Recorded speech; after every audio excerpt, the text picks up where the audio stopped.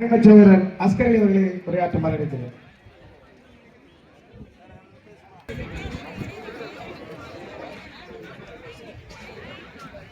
மனிதநேய மக்கள் கட்சியுடைய சமூக நீதியை காக்கும் தமிழக முதலமைச்சர் தளபதி அவர்கள் மீண்டும் 2026 வெற்றி பெற இருக்கிறீர்கள்.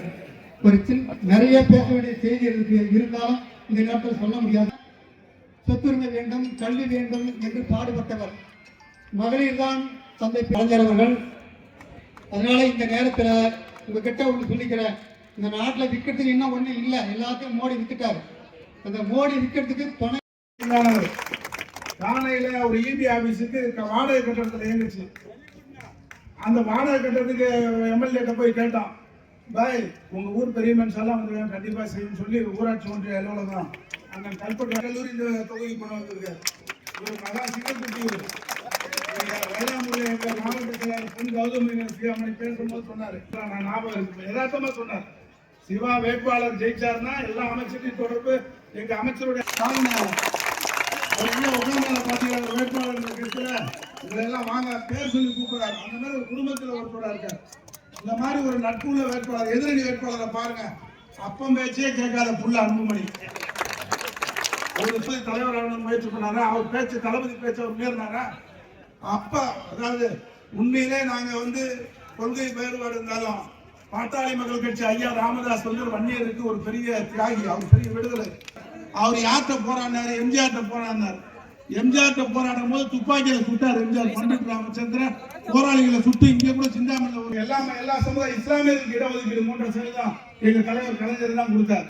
அந்த மாதிரி எல்லா சமூக மக்களையும் ஆதரிச்சு வருவார். இடைத்தேர்தலை விட உதயசூரிய சின்னத்துல அதிக எல்லா வகையிலும் ஒருங்கிணைந்திருக்கிற நேரத்தில் நான் திராவிட முன்னேற்ற கழக நண்பர்களுக்கு, கூட்டணி கட்சி நண்பர்களுக்கு நான் ரொம்ப ஏற்கனவே இடைத்தேர்தலில் மிகப்பெரிய வெற்றி பெற்று அன்னிய சிவா அடுத்து நீங்க அதே மாதிரி இந்த கூட்டத்துக்கு எழுச்சியை பார்க்கணும். அன்னிய சிவா அவர்கள் வெற்றி பெறுகிற நினைப்பே அவங்களுக்கு அப்படிப்பட்ட ஒரு தேர்தலாக இது அமைய வேண்டும் என்பது இந்த வேண்டுகோள்.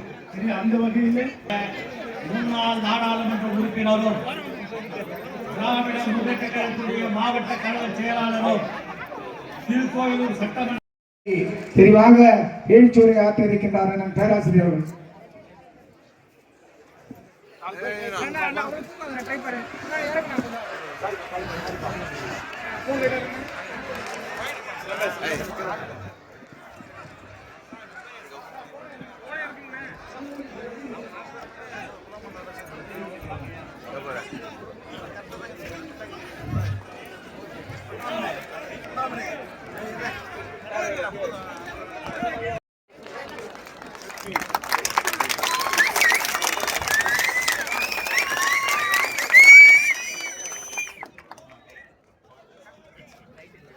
நான் முன்பே சொன்னதை போல இந்த தொகுதியினுடைய வேட்பாளர் அல்ல, இந்த தொகுதியினுடைய சட்டமன்ற உறுப்பினராக வெற்றி பெற்று வைத்த ஒருவருக்கு நடைபெறுகிற வெற்றி விழா நிகழ்ச்சியாகத்தான் இதை நான் கருதுகிறேன்.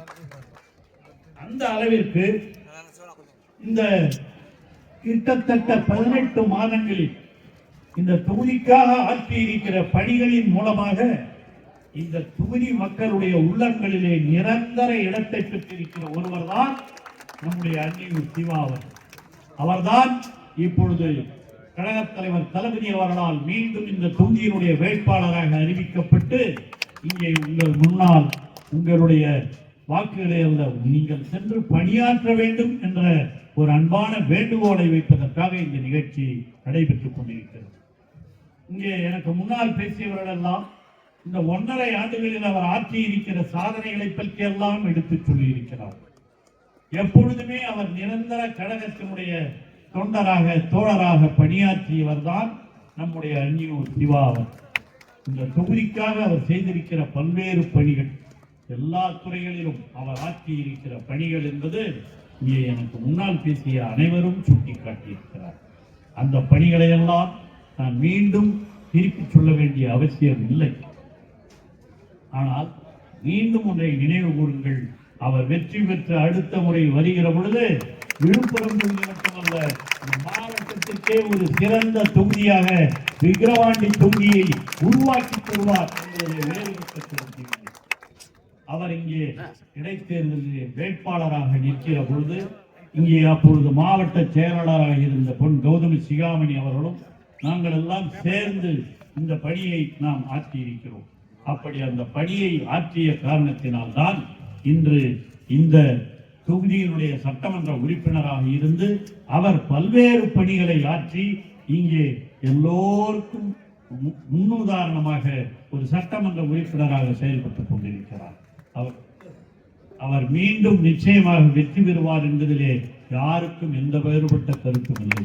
ஆனால் ஒன்றே ஒன்று, அவர் இடைத்தேர்தலிலே பெற்ற வாக்கை விட அதிக வாக்குகள் வித்தியாசத்திலே லட்சக்கணக்கான தமிழ்நாட்டிலே இருக்கிற தொகுதிகளிலேயே இந்த 3 பேர் இருக்கிறாங்க இல்லையா, இந்த 3 வேட்பாளர்கள் அல்ல, சட்டமன்ற உறுப்பினர்கள் அதிக வாக்குகள் வித்தியாசத்தில் வெற்றி பெற்றார்கள் என்ற பெருமையை ஈட்டித் தருவதுதான் நமக்கெல்லாம் பெருமை என்ற உணர்வோடு தான் இங்கே இந்த நிகழ்ச்சி நடைபெற்றுக் கொண்டிருக்கிறது. இதெல்லாம் யார் கையில் இருக்கு? வந்திருக்கிற உங்கள் கையில் தான்.